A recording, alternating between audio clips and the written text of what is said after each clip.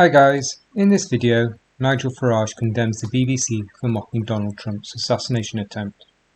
He highlights how the BBC thinks it's funny when he is attacked, but if the shoe was on the other foot, all hell would be raised. Well, I was very upset when I heard the news last night, and having looked at the clips, he literally went like that.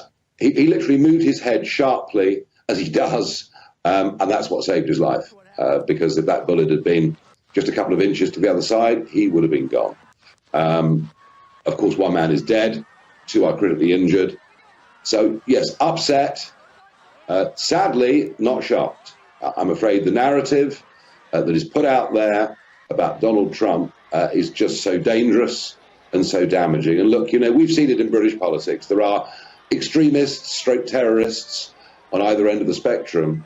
But what we see through mainstream media and social media are millions of people turning towards hatred. And I have to tell you, Tom, we're not that far behind, I'm afraid, in this country too. Two members of parliament in this country have been shot, killed, knifed in the last 8 years. You yourself have been the victim of projectiles being thrown at you, drinks being thrown at you. How worried are you for your own safety in the light of this? So the last time someone threw a drink at me was last Wednesday. I generally don't publicise it when these things happen. Sometimes you see it on, full view with something chucked in my face or cement thrown at me or whatever it is. Normally, Tom, when it happens, I just don't talk about it. But okay, now I will. I mean, it's amazing that when in the European elections of 2019, someone threw a milkshake straight in my face. Joe Brand, the comedian, said on a BBC comedy programme, "Why waste your time with that? Better to use battery acid."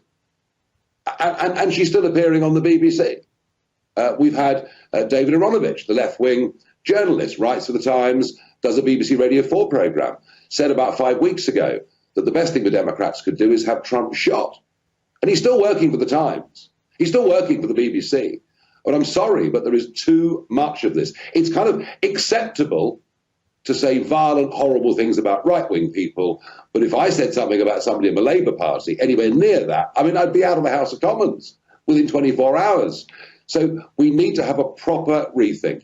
Yes, there are bad things said on both sides, but I do believe that the role of mainstream media has a lot to do with this.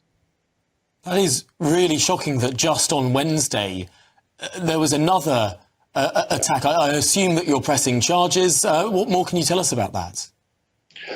This happened, on Wednesday. It was a pint of beer. I always press charges.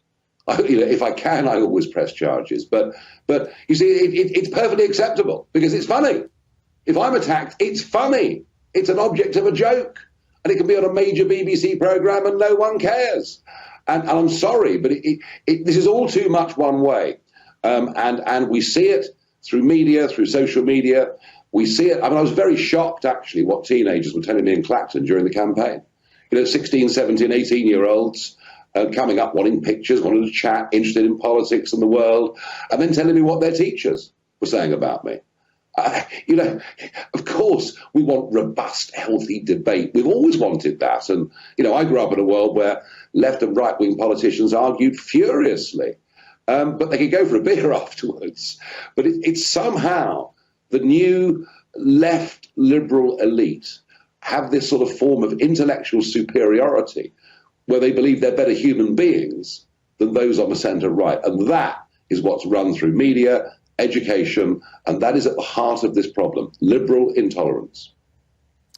Now, of course, it was just over a week ago that Donald Trump was congratulating you on your election as a Member of Parliament.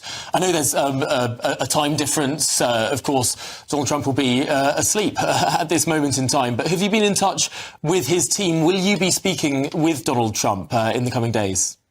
Well, I had a good chat with him during the week. And I did say to him, if I hadn't been elected to Parliament, I'd be with him this weekend. So I would have been at that rally if I decided not to stand for Parliament. But I've now decided, Tom, in the light of what's happened, that I will fly out to America this week. I will go and see my friend, and I'll do it. I'll listen to his acceptance speech at the convention on Thursday, and I'll do it not just as a friend, but I'll do it because we have to stand up for democracy. We have to stand up for people to be able to campaign. If we don't, we're absolutely sunk. That's a powerful symbol. I'm sure many people will remember when Tony Blair, dropped things, flew out to the United States after the 11th of September 2001. It was seen to be a huge moment of unity between our countries. I suppose at moments like this, it does feel like there is something profound going on, and that sort of gesture of unity, I'm sure, will be hugely, hugely appreciated. Nigel Farage, thank you so much for joining us here on the Camilla Tominey programme. Really, really appreciate your time.